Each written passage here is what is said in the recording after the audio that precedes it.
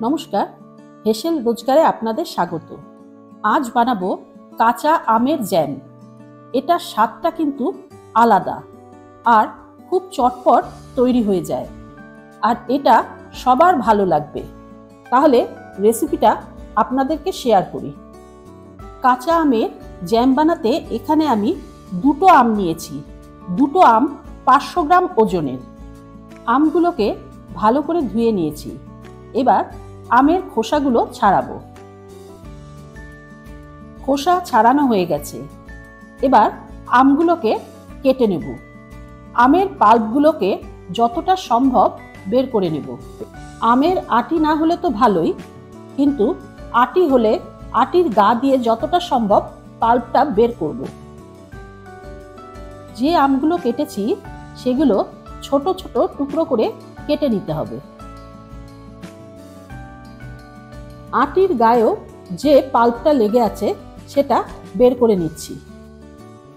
আটি থেকে আমের পাল্পগুলো পুরো বের করে নিয়েছি। আটিটাকে ফেলে দিতে হবে। এবার একটা প্রেসার কুকার নিয়ে ওতে আমগুলোকে দিতে হবে। আমটাকে সেদ্ধ করবার জন্য 2 কাপ জল দেব। তারপর প্রেসার কুকারের ঢাকনা আটকে দেব। ফুল ফ্লেমে একটা হুইসেল দেব। তারপর গ্যাস কমিয়ে 5 মিনিট রাখব। প্রেসার কুকারের ভিতরে স্টিমটা যখন চলে যাবে তখন ঢাকনা খুলব। দেখুন আমটা কি সুন্দর সেদ্ধ হয়েছে।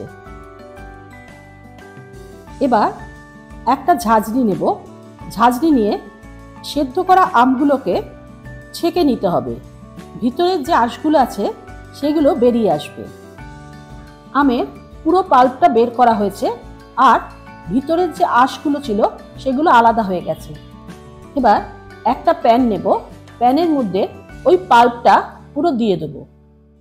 তারপর এর মধ্যে চিনি দেব। 500 গ্রাম আম নিয়েছি, আর 500 গ্রাম চিনি লাগবে। চিনিটাকে ভালো করে পাল্পের সাথে মিশাতে হবে। গ্যাসের ফ্লেমটা কিন্তু লো রেখেই করতে হবে।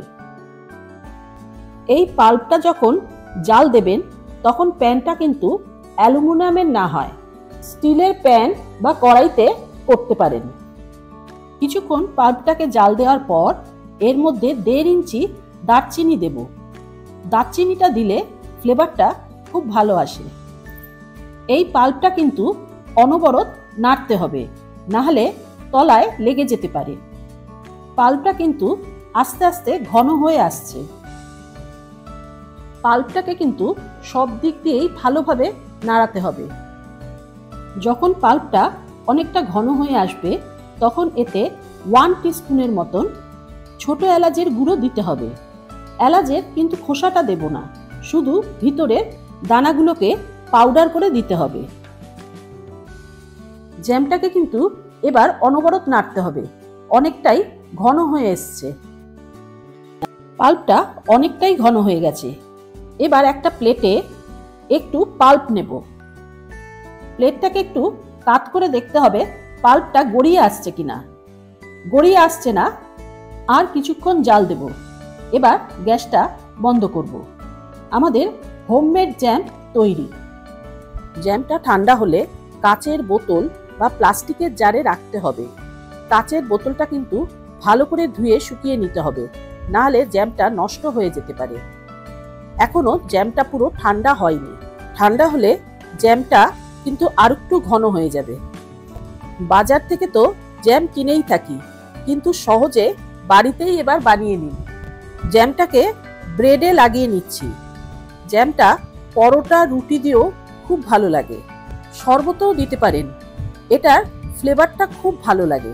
রান্নাটা যদি ভালো লাগে সাবস্ক্রাইব করবেন আর কমেন্ট করে জানাবেন আপনাদের কেমন লাগলো।